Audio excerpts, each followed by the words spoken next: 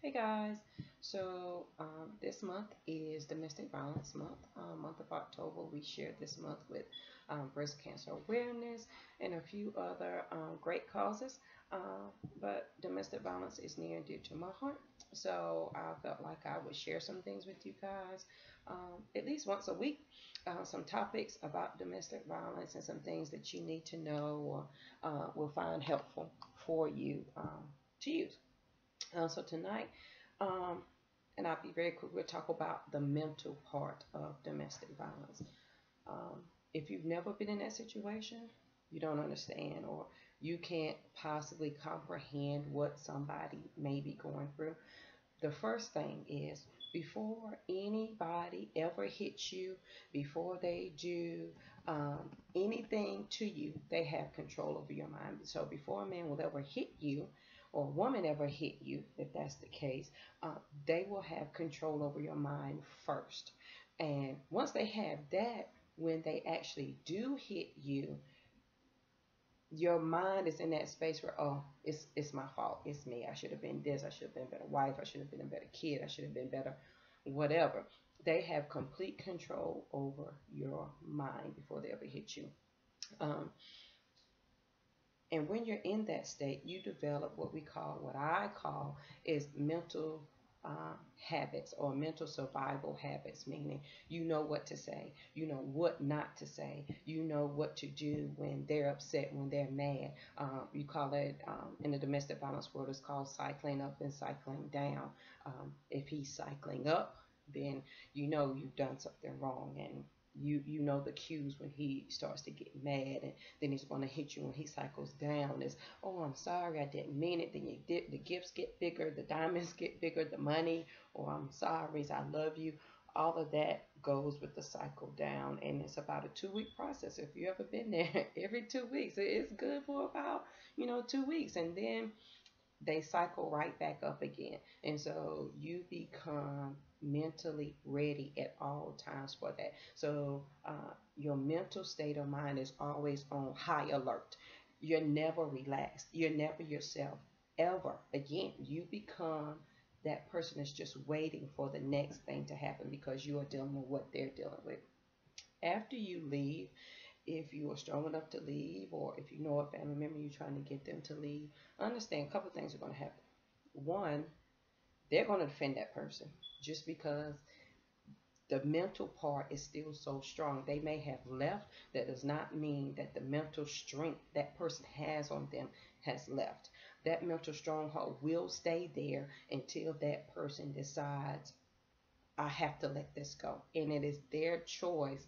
It is up to them to break that. And yes, I know that sounds crazy, but it's also very true. I defended my abuser when I left. I was like, oh my God, no, you can't do this. We can't do this. Where he'll lose this and he'll lose that.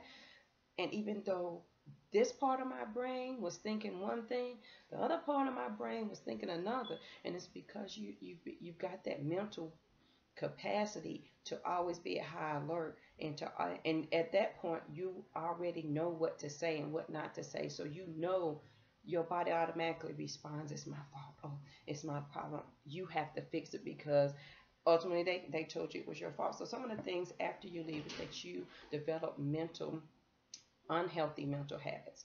I did, for one. I think I well, not think, I know I developed OCD.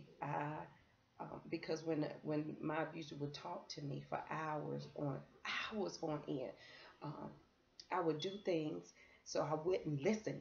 I would do look like I wore this favorite red sweater of mine that my college roommate gave me. Well, I took from her. She, okay, nothing.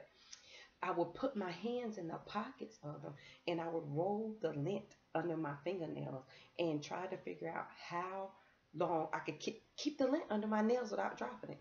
Um, if he was talking and he would say, look me in my eye, you have to look me in my eye, I would stare at the ceiling tiles, and I would guess how many ceiling tiles, and then I would count them throughout the entire house. And or if he was saying something like, pay attention, I would start multiplying by crazy numbers, 13 times 126. And then I wouldn't stop until I could do three and four triple digit numbers. I had to do something to occupy my mind because if I didn't, I knew I was going to believe more and more and more of that crazy. And that's what kept me sane with the OCD now. And some of the things I've let go. I don't count the ceiling tiles anymore. I don't roll the lint under my fingernails. I actually listen when people start to take long to explain this, because in the beginning, if you took a long time to tell me a story to explain something, I was counting ceiling tiles. I was rolling lint. I was multiplying in my head. I was not listening to you. And that was a very unhealthy mental habit. And you have to learn to cope with those and recognize them and decide what you're going to move away from. And I realized I had to move away from some of those things with the OCD. Everything had to be clean. The bed had to be made a certain way. The clothes had to be folded a certain way. The towels. And what you don't realize is you pass that along to your children, whether you think you are or not. They watch you, and you pass that along to them. So just be mindful of when you are trying to help someone out of domestic violence, or they've come out and they're staying with you, or you're talking to them, and you want to know why they thinking that way. It's because that mental stronghold is still there, and it takes a lot to break that cycle. It takes a lot of dedication, a lot of prayer, and a lot of hard work. And it takes a lot of self-talk. If you can see that behind me, it says, go confidently in the direction of your dreams. I have signs and little sayings and quotes everywhere I look, because for me, I love to read and I love quotes, and it's what keeps me motivated. It keeps that self-talk. Because if you've ever been in an abusive relationship, there's certain things your abuser will say, and that I can repeat them. Jojo, you're stupid. You're ugly. You're fat. You'll never be anything. You better be glad I love you, because nobody's ever going to love you as much as I love you. And he would just say those things, and then they would be in my mind. Why are you so stupid? Why do you look like that? You're just like an old woman. You don't have any hair. That's why your hair fell out. That's why, this and this and this. And it affects your entire, from your mental to physical to emotional. It affects everything.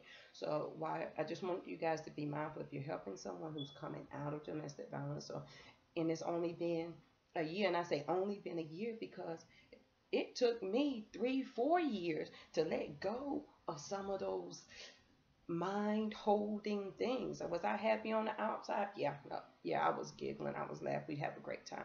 But when you're alone and you have those mental thoughts and you think, who am I to keep going and to do something different than what this person told me? Because you've been believing that for a while. So who are you to do something different? And that's where that self talk and definitely your prayer life and your walk with God comes in. If it was not for that, I'd be in a crazy house.